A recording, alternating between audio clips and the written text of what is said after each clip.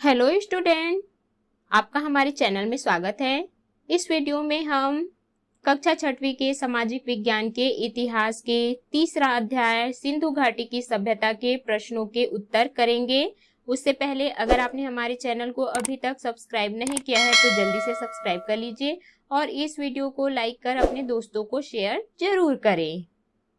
तो सबसे पहले हम पाठ के मध्य में दिए गए प्रश्नों को करेंगे। तो सबसे पहला प्रश्न है, प्रश्नों के उत्तर लिखिए।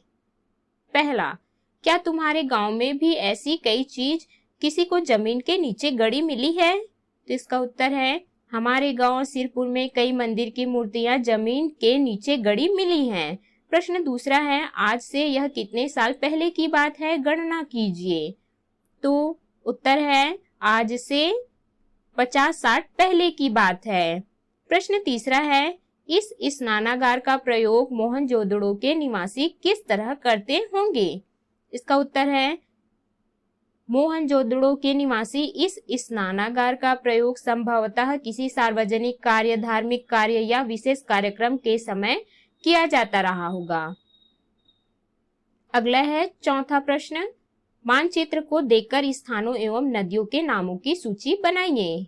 इसका उत्तर है, स्थानों के नाम है हड़प्पा, लोथल, चन्हूदड़ो, रोपड़, मोहनजोदड़ो, कालीबंगा।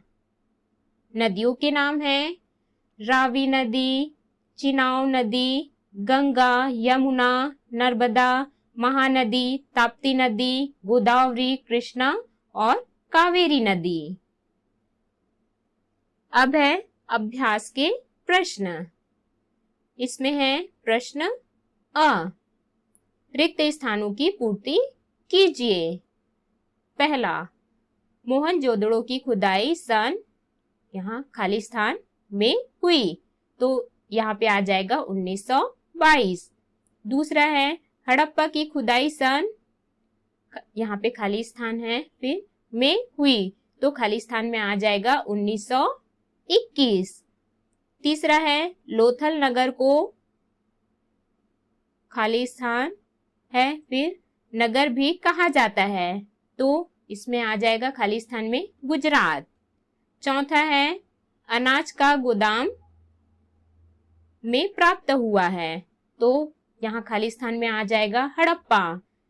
प्रश्न पांचवा है, विशाल स्नानागार खाली स्थान में है, खाली स्थान में आ जाएगा मोहनजोदड़ो। छठवां है, सिंधुवासी विदेश व्यापार खाली स्थान है यहाँ पे, फिर मार्ग से करते थे, तो खाली स्थान में आ जाएगा जल मार्ग से करते थे। अगला है प्रश्न ब, प्रश्नों के उत्तर दीजिए। प्रश्न पहला, सिंधु सभ्यता के लोगों का मुख्य व्यवसाय क्या था? तो इसका उत्तर है, सिंधु सभ्यता के लोगों का मुख्य व्यवसाय कृषि था। प्रश्न दूसरा है, सिंधुवासी कौन कौन सी धातु से परिचित थे? इसका उत्तर है, सिंधुवासी तांबा, पीतल, रांगा, सीसा एवं कांसा आदि धातुओं से परिचित थे। प्रश्न तीसरा है, सिंधुवासी किन किन वस्तुओं का व्यापार करते थे? इसके उत्तर हैं, सिंधुवासी कपास, इमारती लकड़ी, तांबे के औजार, हाथी दांत एवं पत्थर के आभूषणों का निर्यात करते थे। वे सोना, रंग बिरंगे कीमती पत्थर आदि का आयात करते थे। अगला प्रश्न है प्रश्न चौथा, सभ्यताओं का नदियों के किनारे विकसित होने के क्या कारण है? तो इसका उत्तर है, सभ्यताओं का विकास ऐसी जगह होती है जहां खेती के लिए उपजाऊ मिट्टी और पर्याप्त पानी मिलता रहे। ऐसी जगह आमतौर पर नदियों के किनारे मिलती है। यही कारण है कि मनुष्य नदियों के किनारे बसने लगे। आज भी हम देखते हैं कि नदी घाटियों में अधिक बसाहट होती है। अगला प्रश्न है, इस सभ्यता को सिंधु घाटी सभ्यता क्यों कहते हैं? इसका उत्तर है, हम इस सभ्यता को सिंधु घाटी की सभ्यता इसलिए कहते हैं कि जब आसपास के इलाकों में खुदाई की गई तो इस तरह की और कई जगह मिली। इनमें से ज्यादातर सिंधु नदी के आसपास स्थित थी। इस कारण इसे सिंधु घाटी की सभ्यता कहते हैं। अगला प्रश्न है प्रश्न 6वां, हड़प्पा और मोहनजोदड़ो क्यों प्रसिद्ध है? इसका उत्तर है हड़प्पा और मोहनजोदड़ो वर्तमान पाकिस्तान के पंजाब एवं सिंध प्रांत में है। मोहनजोदड़ो की खुदाई 1922 ईस्वी में राखलदास बनर्जी के नेतृत्व में की गई थी। खुदाई से पता चला कि ये नगर भी आज के शहरों में बने कॉलोनियों की तरह सुनियोजित ढंग से बनाए गए थे, जो हड़प्पा सभ्यता की मुख्य विशेषता थी। अगला प्रश्न है प्रश्न 7वां, लोथल की प्रसिद्धि के क्या कारण है? तो इसका उत्तर है लोथल की खुदाई से नाव का एक नमूना एवं गोदी के अवशेष प्राप्त हुए हैं। इसके आधार पर हम कह सकते हैं कि लोथल से जलमार्ग द्वारा व्यापार होता था। यही इसकी प्रसिद्धि का कारण है। अगला है प्रश्न 8वां, सिंधु सभ्यता के लोगों के रहन सहन का वर्णन कीजिए। इसका उत्तर है सिंधु सभ्यता के लोग गेहूं, जौ, तिल, दूध, मांस, मछली आदि खाते थे। वे सूती एवं ऊनी कपड़ों का प्रयोग करते थे।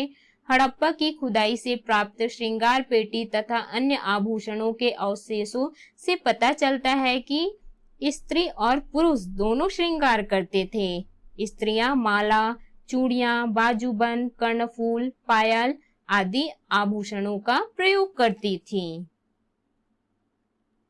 अगला प्रश्न है प्रश्न 9वां, सिंधु सभ्यता के लोग किन किन सामाजिक वर्गों में बटे थे?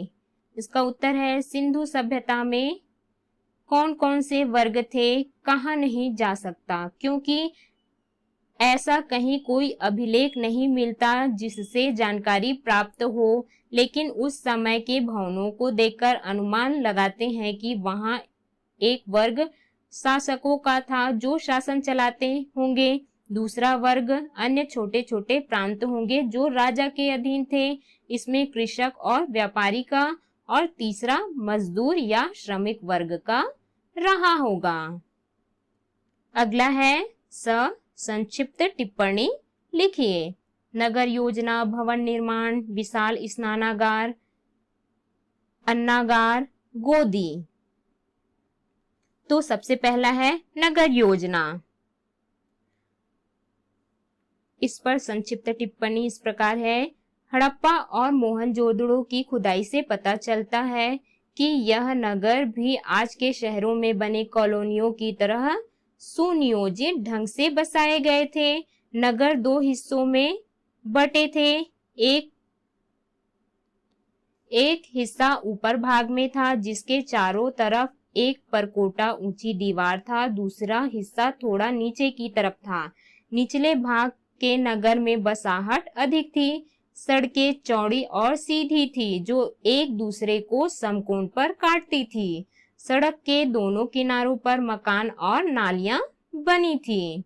मकान पक्की ईंटों से बने थे तथा एक मंजिला और दो मंजिला दोनों तरह के थे। मकानों में आंगन, शौचालय और स्नान घर बने हुए थे। प्रत्येक मकान में पानी के निकास के लिए नालियां बनी थी। अगला है भवन निर्माण।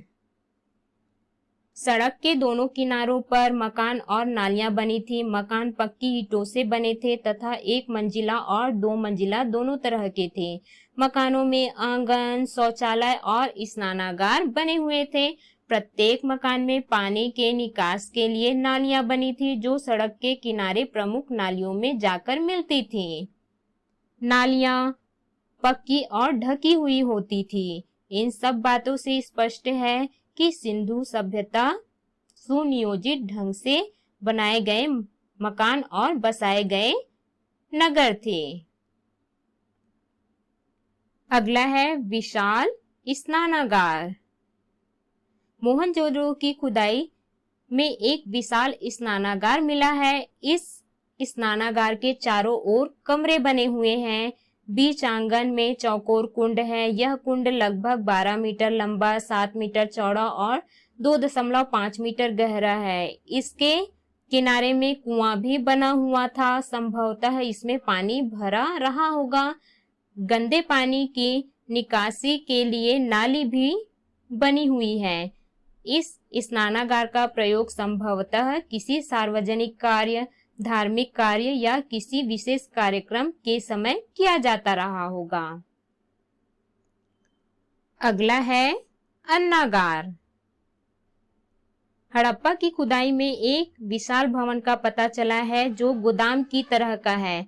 ऐसा अनुमान लगाया जाता है कि यह अन्नागार अनाज रखने का स्थान होगा। ऐसे भवन सिंधु घाटी के कई और जगहों से भी प्राप्त हुए हैं। संभवतः इन अन्नागारों में आसपास के गांवों से कर के रूप में प्राप्त अनाज रखे जाते रहे होंगे। इसका उपयोग प्राकृतिक आपदाओं जैसे भूकंप, बाढ़ या सूखे की स्थिति से निपटने के लिए किया जाता रहा होगा। पांचवा है गोदी। इस पर संक्षिप्त टिप्पणी इस प्रकार है। गोदी उस स्थान को कहते हैं जहां समुद्र या नदी के किनारे सामान चढ़ाने और उतारने के लिए जहाज खड़ा किया जाता है। यह आधुनिक बंदरगाह का छोटा रूप होता है। लोथल को हम बंदरगाह नगर भी कह सकते हैं।